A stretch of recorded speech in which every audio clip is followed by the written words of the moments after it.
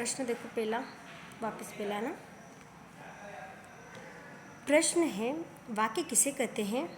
पहला प्रश्न है ना, वाक्य किसे कहते हैं। परिभाषा देखो, सार्थक शब्द समूह को क्या कहते हैं, वाक्य कहते हैं। जो प्रतीति करने वाले पद समूह, मतलब सार्थक शब्द हो और वो प्रतीति मतलब अर्थ बताने वाले। दूसरे शब्दों में पूर्ण अर्थ को क्या कहते हैं, वाक्य कहते हैं। जैसे गाय दूध देती हैं, यह मेरा घर है, पूरा क्या हो गया, सार्थक शब्दों के समूह से बन गया पूरा वाक्य, इसलिए इसे क्या कहते हैं, वाक्य कहते हैं।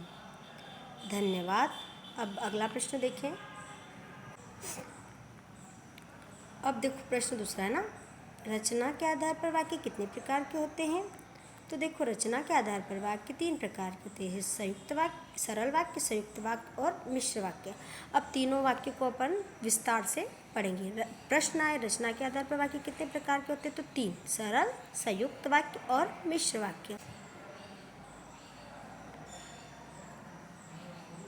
देखो यहाँ पर है ना, सरल वाक्य पहले वाक्य ना, परिभाषा देखो, जिस वाक्य में केवल एक कर्ता और एक ही क्रिया होती है उसे सरल वाक्य कहते हैं। रचना के आधार पर वाक्य कितने प्रकार के होते हैं, 3, सरल, संयुक्त और मिश्र। और सरल वाक्य की परिभाषा पढ़ रहे हम, जिस वाक्य में केवल एक कर्ता और एक ही क्रिया होती है उसे सरल वाक्य कहते हैं। जिस वाक्य में केवल एक स्वतंत्र वाक्य होता है उसे सरल वाक्य कहते हैं। जैसे अंगद किताब पढ़ रहा है, यहाँ एक कर्ता है और एक ही क्रिया है स्वतंत्र, और एक ही कार्य कर रहा है। जैसे बच्चा सो रहा है, बच्चा एक कर्ता है और एक क्रिया है, तो एक कर्ता और एक क्रिया हो, वहाँ कौन सा वाक्य होता है, सरल वाक्य होता है ना।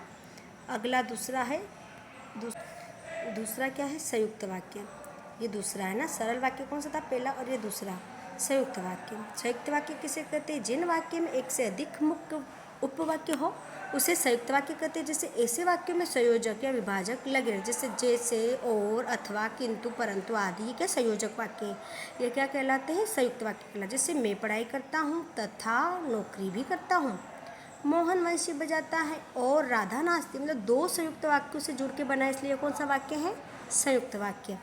अब अगला है मिश्र वाक्य, है ना, ये तीसरा है, क्या है, मिश्र वाक्य। मिश्र वाक्य देखो, मिश्र या मिश्रित वाक्य भी बोलते हैं, जिन वाक्यों में एक प्रधान उपवाक्य के अतिरिक्त एक अधीन मतलब उस पर आश्रित वाक्य रहता है। संयुक्त वाक्य क्या करता है, वो जोड़ता है, लेकिन मिश्र वाक्य क्या होता है, आश्रित रहता है ना। आश्रित उपवाक्य हो से मिश्र वाक्य या मिश्रित वाक्य कहते हैं। जैसे मैं नहीं चाहता कि वह शिक्षक बने, मतलब उस एक पर, वो चाहता नहीं कि वो शिक्षक बने, उस पर आश्रित हैं। यह वही व्यक्ति हैं जिसे हमने पहले देखा था, मतलब किसको देखा था, इसको पहले देखा था, तो ये उस पर आश्रित वाक्य है। धन्यवाद। वीडियो को लाइक करें, शेयर करें, सब्सक्राइब करें।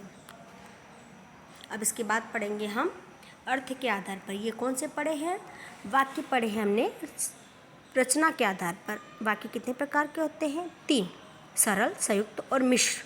अब अर्थ के आधार पर वाक्य कितने प्रकार के होते हैं, 8, उसका अध्ययन करेंगे। वीडियो को लाइक, शेयर, सब्सक्राइब जरूर करें। धन्यवाद।